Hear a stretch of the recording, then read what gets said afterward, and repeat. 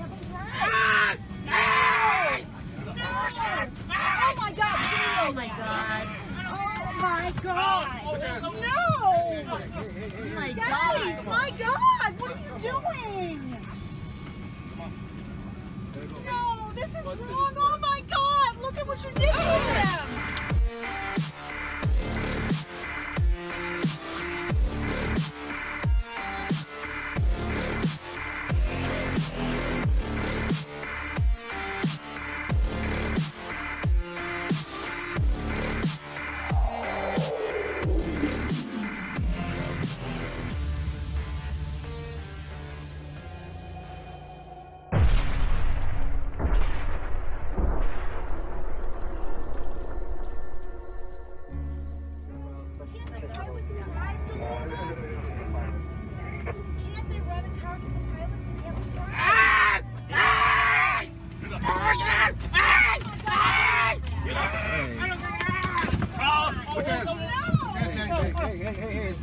Come on.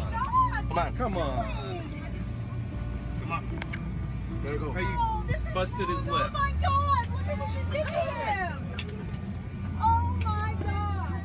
So that officer who forcibly removed a passenger from an overbooked flight has been placed on leave over the incident. This afternoon, Chicago's Department of Aviation says the actions of the aviation security officer were not condoned by the department, which has ordered a review of the situation. Another passenger recorded this altercation. Look at this. At Chicago's O'Hare Airport, United Airlines says the man was one of 4 people chosen at random to give up their seats to flight crew. Wow, look at that. On standby. Witnesses say the man said he was a doctor who needed to get to Louisville, Kentucky to see patients in the morning. This morning, the search for a man hell-bent on violence. Revolution. It's time for change. His rage pinned in a 161-page manifesto addressed to the White House, expressing murderous outrage towards the government and police, as well as anti-religious sentiments. Game time. More than 150 federal, state, and local officers now on a nationwide manhunt for Joseph Jakubowski, shown mailing that manifesto. Authorities say the 32-year-old is armed and dangerous after allegedly robbing a Wisconsin gun store last week. According to police, Jakubowski reportedly broke into Armageddon Supplies Tuesday at 8:40 p.m. These surveillance images appear to show the suspect stealing 16 high-end firearms, including 2 assault rifles, possibly some gun silencers. 30 minutes later, police say Jakubowski set his own car on fire, leaving it abandoned nearby. Officials telling us that he also has a bulletproof vest and helmet as part of a plan for a brutal attack. There he is. You'll never forget this face, ever. The man filming that Facebook video, Y'all have no idea what's about to happen.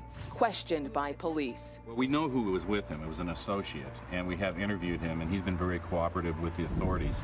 And on this Holy Week, churches in the area keeping their doors open and keeping the faith. And we have to make sure that we are looking out for our neighbors, our brothers and our sisters. Oregon Circuit Court Judge Vance Day could be forced off the bench. The conservative Christian and Republican says he's the victim of liberal politics in a deep blue state. Because I stood quietly for natural marriage at a point where the state was quickly turning toward gay marriage, I was targeted, I believe, to send a message to other judges who had the same perspective I do. And that is, if you err or you state your perspective in any way, shape, or form to the public about your beliefs, then you have no place on the bench. The state's Commission on Judicial Fitness and Disability said Day violated his oath of office by committing 8 ethics violations, and it unanimously recommended his removal. The commission accused Day of telling his staff to make sure no same-sex couples were brought before him for marriage ceremonies, of creating improper relationships with defendants, and of allowing a convicted felon to handle a gun, among other charges. So are all these allegations false? We proved they were false. The allegations that the commission threw at me, as one person has said, it was like throwing the kitchen sink at somebody. I believe their main point was, we don't think that you're a proper person. You don't fit our model as a judge. They never quite articulated why. They just came up with a variety of allegations. Day believes his case was the result of what he calls a perfect storm. But it just happened to happen or occur at a time where politics was coming to an apex, and anybody who said anything about natural marriage who held an elected position would suffer, I think, some persecution. So you believe that you're the victim of a political vendetta based on your stance on same-sex marriage? My opinion, based upon what I've seen in the last 2 years, is that I think same-sex marriage and that issue has complicated what should have been a very simple, straightforward ethics case. I don't think they expected me to fight. They came to me and my attorneys and said, if you just resign, this will all go away. I can't resign. I didn't do anything wrong. I simply, as a person of faith, chose to recuse myself from a non-judicial act and stay in conformity with my principles. They can get married by somebody else. Just please don't ask me to do it. That's all I said. Day says Oregon does not require its judges to preside over weddings. Judge Day appealed the commission's decision, and his case is now before the state Supreme Court. However, his legal troubles don't stop there. He also faces a criminal indictment. The charges stem from Day's time as the judge presiding over the Marion County Veterans Treatment Court and his interactions with a Navy SEAL who was a convicted felon and defendant in the court. Day is accused of allowing the SEAL to possess and control guns on 2 separate occasions. Like the alleged ethics violations, Day says the criminal charges are politically motivated. I've testified in the past about what did happen. I didn't aid and abet a felon in the possession of a firearm, ever. I never would do that, and I never did. Former Virginia Governor Bob McDonnell told CBN News he believes Day will be found innocent. McDonnell was a friend of Day's, and the two were classmates at Regent University. He's also no stranger to the courts. McDonnell faced 2 years in prison after being convicted of political corruption, but the United States Supreme Court voted unanimously to overturn his conviction.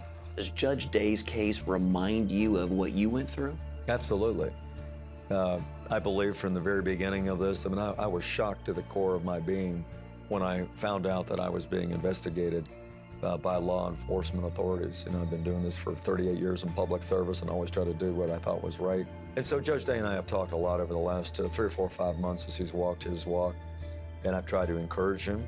He's a man of immense faith. I see him keeping his head up. I see him relying, sold out, totally trusting in the Lord for vindication. Do you believe that you will be acquitted? I will be acquitted. I will fight for that acquittal in the criminal case. I deserve a jury trial. I want that jury trial because I can prove things in that jury trial that the commission did not allow us to prove. Stopped us, in my opinion, from presenting evidence. Judge Day has a hearing on motions to dismiss the criminal indictment later this month. And in June, he makes his case on the ethics violations before the Oregon Supreme Court. Creeping pro-Sharia academic curriculum blankets the United States. Thanks to the Department of Education, PBS, the George W. Bush administration, and the former Muslim Brotherhood lackey-in-chief, Barack Obama. He took them off the terrorist list. For years and years, the Muslim Brotherhood is on the terrorist list around the world. In the Arab world, who knows them best? But Mr. Barack decided to take them off the terrorist list and start to be sponsoring them and put them in charge of Egypt. An unabashed initiation of Sharia law indoctrination unleashed on feral 5th grade to 12th grade American minds. A system completely opposed to the U.S. Constitution, American traditions, and a stepping stone into the savage underbelly of homegrown jihadism. Breitbart writes, Access Islam is funded by the Department of Education and is being promoted on various websites. Martin Mallier, president and founder of Christian Action Network, or CAN, tells Breitbart News, so PBS Learning Media is one of the websites that is promoting it. The Smithsonian also promotes it. The Indiana Department of Education promotes it. And even the United Nations promotes it. Well, that's a given. In a demand letter to U.S. Education Secretary Betsy DeVos, Davis, president of PBS Paula Kerger, and president of Ohio State University Michael Drake, Can wrote, "The nature of the materials and lack of any similar materials for other religions such as Judaism, Christianity, or Hinduism demonstrate the Establishment Clause violation, because there can be no argument that the materials are for comparative educational purposes." Mallier says Can has been able to determine the curriculum was originally started by President George W. Bush in 2005. But at that time, it was a program that simply taught students about the traditions, culture, and holidays of Islam. Then it became greatly expanded under the Obama administration. It has continued to develop and now has had a greater, broader outreach. In the early 1960s, the Supreme Court ruled on Engel versus Vitale and Abington School District versus Shemp, declaring school-sponsored prayer and Bible readings unconstitutional. So why is the indoctrination of Sharia protected? And by what? Certainly not the U.S. Constitution. It appears to be protected by a league of bleeding heart lefties and Sharia advocates inhabiting the legislatures across America. For example, on March 25th, the Montana legislature passed in a tight vote, 56-44, to ban Sharia law in the United States. Sharia law boldly states that it is the only law of the land, thus eventually circumventing the U.S. Constitution. The U.S. Constitution, which is made by people, and the Sharia law is made by Allah. So that is all the way above. That has to be definitely in the land, not for the America, for the whole world would be above. So that should be above the U.S. Constitution. Yes. And what are your views on, say, local U.S. governing laws versus Sharia law? A lot of people are pretty turned off by the word Sharia, but there's not much to it. It's really just the same fundamentals that are laid out in the Constitution. Negative. Under Sharia law, wives can be beaten. Under Sharia law, females enjoy fewer rights than males. Under Sharia law, wives should be subservient to their husbands. And under Sharia law, women are deemed lacking in faith and intelligence. All of these things do not happen under the Constitution because men and women have the exact same rights. So, who were the 44 fools in Montana who voted against it? It's nothing less than an affront to our battle-hardened First Amendment, strictly prohibiting the aggressive establishment of a state religion.